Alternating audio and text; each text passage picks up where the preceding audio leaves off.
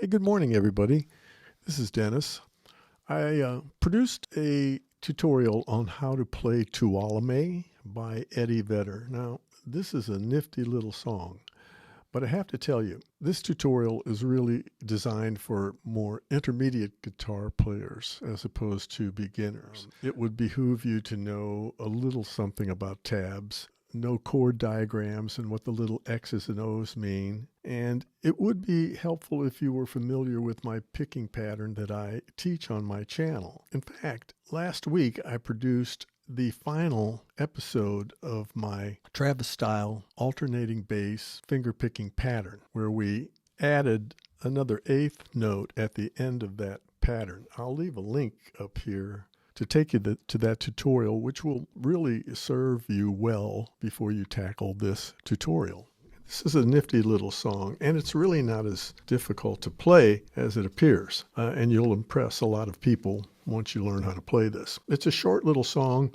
By the time you get the timing down, you're going to start out slow learning this, but the ultimate goal is to be able to play this song in a minute to play. I thought we'd start out by playing the song for you at pretty much normal speed with the tabs underneath for you to observe. And as we play it and show the tabs underneath, I'm going to break it up into 4 parts. Part 1, we'll call that the intro, based around a C chord. And then part 2, which is based around a D 7th chord, we'll do that. And part 3 is almost identical to part 1 with just a couple variations, and we'll show you that. And then part 4, the outro, excuse me, is exactly the same as part 2. So essentially, you only have to learn 2 parts and you're home free.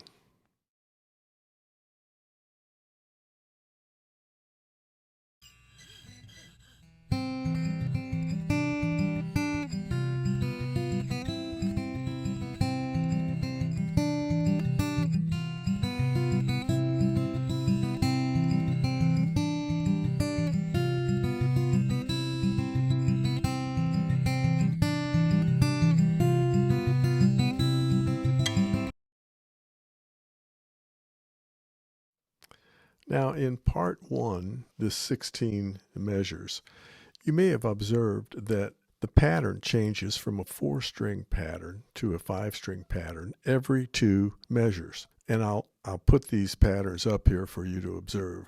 The 4-string pattern is played on the middle 4 strings, excluding the 2 E strings, the low E and the high E.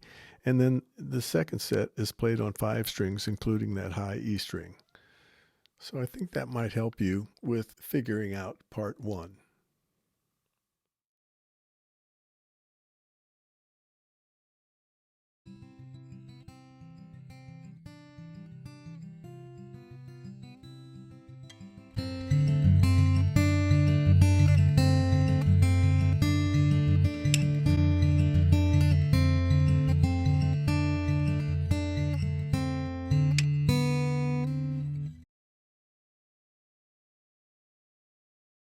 My suggestions to you on part 2, which are suggestions that will apply to part 4, because they're identical, except for the little hammer onto that B string to mark the end of part 2 going into part 3. Otherwise, they're exactly the same. And I want to show you the tabs here for that, and overlay or show you the picking pattern for it as well.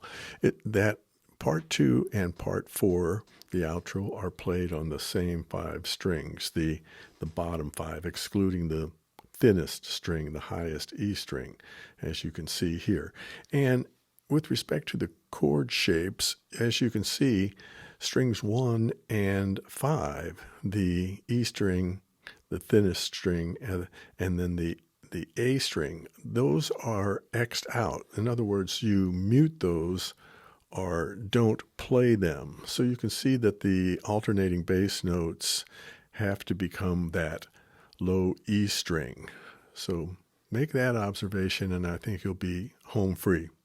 Oh, and one more observation that you may have already noticed is that the end of parts 2 and part 4, the outro, slow down toward the end of that section, or those sections. So make that observation and adjust accordingly.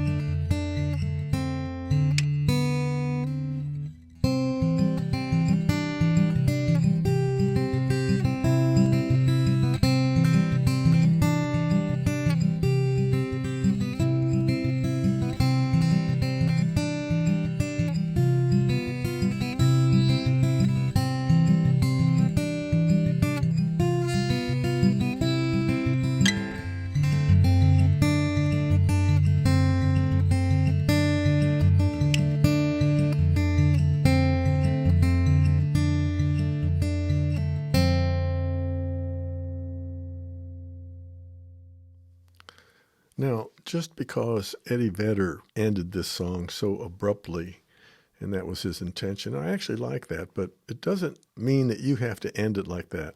I wish I could demonstrate this, but this was the first song I posted to YouTube 6 years ago, and I played it with the old pattern without the new pattern. I reposted it, of course, with the new pattern, but it can be played with the old pattern. And I think when I ended that song, I didn't end it abruptly. I did the little hammer-on the B string to the C note and then arpeggiated a slow strum of the C major chord. You might check that out. Another point I want to make is to make sure with this song that you play every note in each measure or in each bar, and just make the chord changes appropriately and follow the melody notes, and you'll be set to go. In fact, for a pretty unique ending to this song, you might want to check out my friend from Italy, Francesco Gervasoni. He does it. He may play it a little faster than a minute. You might want to time him, but his ending is sensational, where he does these double harmonics at the end. So there's different ways to end it other than that abrupt ending that Eddie Vedder plays. The only thing I regret about this tutorial is that I wasn't able to demonstrate some of the chord changes and things because of my incapacity with this middle finger on my fretting hand, which I'm going to have fixed. I mean, believe it or not, this whole tutorial was produced with B-roll footage that I had. So anyway, that's my last explanation for things. Tackle this thing. Start out slow, build up speed, ultimately play the song in 1 minute. Until next time, stay healthy.